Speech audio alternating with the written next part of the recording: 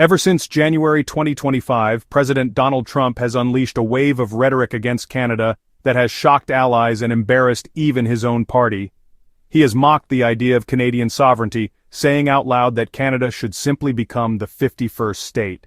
He has imposed sweeping 35% tariffs on virtually all Canadian exports, a move meant not to negotiate but to punish. He has accused Canada of failing to stop the flow of fentanyl into the United States despite evidence that the overwhelming source of the crisis lies elsewhere. And he has gone further still, belittling Canada's standing on the world stage, treating it less like a sovereign partner and more like a subordinate neighbor. The insults have piled up, the tariffs have bitten deep, and the goodwill of America's closest ally has been tested like never before. But in the clash between rhetoric and reality, it is America's own economy that is now paying the price. Now the consequences are unavoidable. Tourism is down, anger is up, and one Republican leader from Louisiana has been forced to say out loud what Washington will not. The tariffs have failed, the rhetoric has backfired, and America is left begging Canada to come back. Whether this sudden outreach represents Donald Trump quietly backing down, or whether it is simply a strategy of sending others to smooth over the damage while he doubles down at home, is hard to say. What is clear, however, is that Republicans who once stood firmly behind him are now traveling north themselves, trying to relieve the tension face-to-face with Canadians who feel insulted, dismissed, and wronged. Before turning to the American diplomat sent to Canada for damage control, it's worth pausing to review how the Canadian boycott has impacted the U.S. economy. So what happens when the world's friendliest neighbor finally says enough? The answer is being measured not in words, but in billions.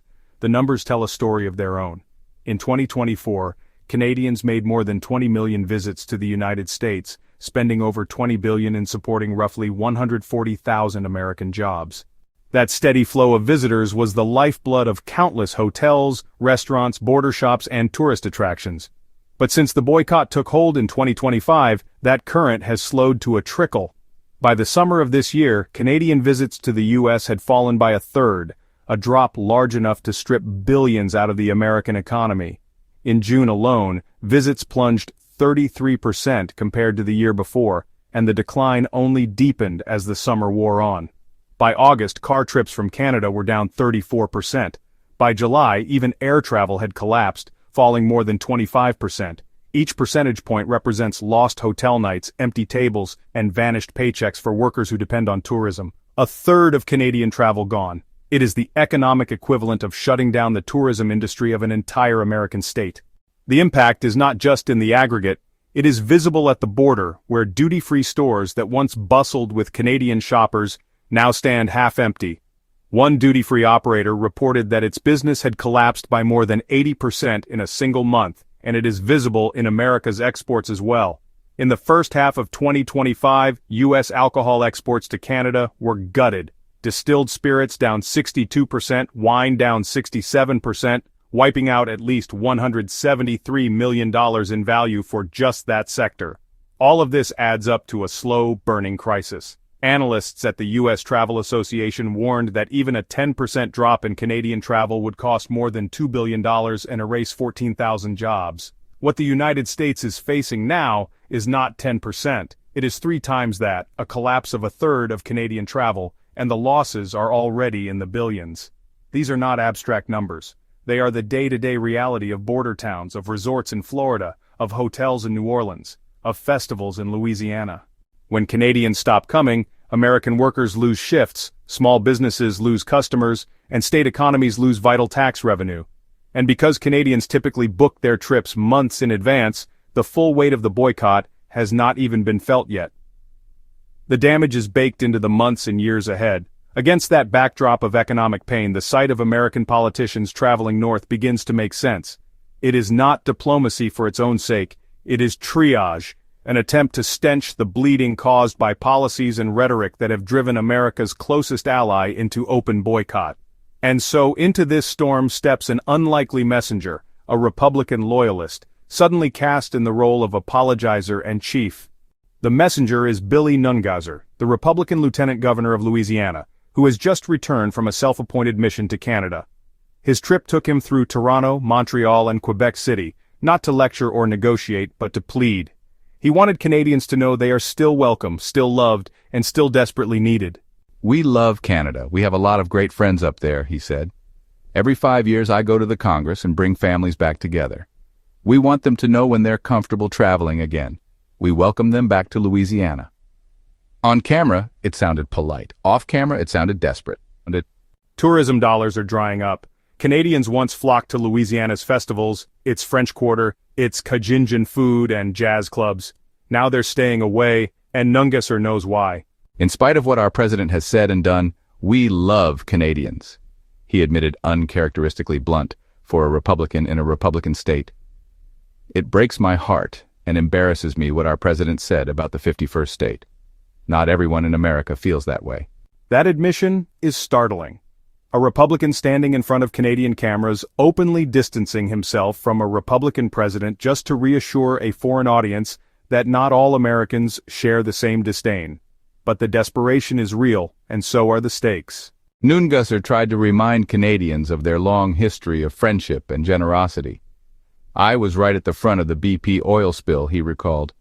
"The Canadian children sent letters and a box of pennies to save the pelicans and all that Canadians have done fighting forest fires in America. We've just been great friends for so long." The irony is painful. The very nation that once sent pennies to help America's pelicans is now withholding billions to make a point. For him, the insult of calling Canada the 51st state was not just a political misstep. It was personal. It breaks my heart and embarrasses me. A great many of us feel the same way I do about those comments. But if he was hoping that this combination of charm and nostalgia would be enough, the response from Canada made it clear that things will not return to normal so easily. Travel agents told him in no uncertain terms, "We love Louisiana, but we're not coming there until some said he apologizes or he's out of office."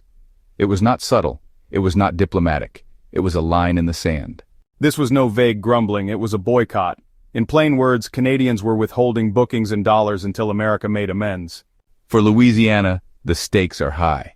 "It's huge," Nungesser admitted. "It's our largest international market. Our numbers are down. Canadians book trips way out, so the full effect hasn't even hit yet. But I can't blame them. I'd be angry too." The damage isn't just immediate, it's structural. Tourism works on long booking cycles, and the fallout from Trump's rhetoric will ripple through hotels and restaurants for years. Nungesser sees only one solution: an apology. But on that, he was blunt. The odds of him apologizing. I don't think he does that very often. Everyone knows Donald Trump doesn't say sorry, which means the boycott could drag on indefinitely. That is why Nungesser spoke not only to Canadians, but to his own president and Congress. He needs to apologize. It was something off-cuff he shouldn't have said. We need more people to speak out when they disagree. It was not rebellion, but courage, rare in a party where dissent can mean being primaried out. And still, Washington offered no contrition. The U.S. ambassador to Canada dismissed the anger, urging Canadians to move on. The ambassador needs to apologize, too. For him to be offended offends me. That was the wrong message. Instead of mending fences, America's envoy deepened the divide. For Nungesser, the contrast is glaring. Ronald Reagan, his favorite president, once said, "Canadians are our best friend. They're our neighbor. You should treat them just like your next-door neighbor." One Republican president built bridges, another is burning them down. Yet even in frustration, Nungesser's plea remained the same. Canadians are welcome and Louisiana needs them. We welcome them back, he said, but it may take until this president apologizes or is out of office. Canada holds the leverage, America the blame. Until that changes, the boycott stands. His closing words carried humility. "Come see us in Louisiana when you feel comfortable." And so the story comes full circle. America tried to bully Canada with tariffs and insults. The tariffs failed, the insults backfired, and now America begs. The story ends here, but my request begins. This channel has no sponsors, no safety net. It survives only because of you. If you believe truth should never be for sale, then help keep it alive. Subscribe, like, and share your thoughts in the comments. Every click is a signal that independent voices matter, that truth matters, and together it's the only way this channel grows and the only way truth survives.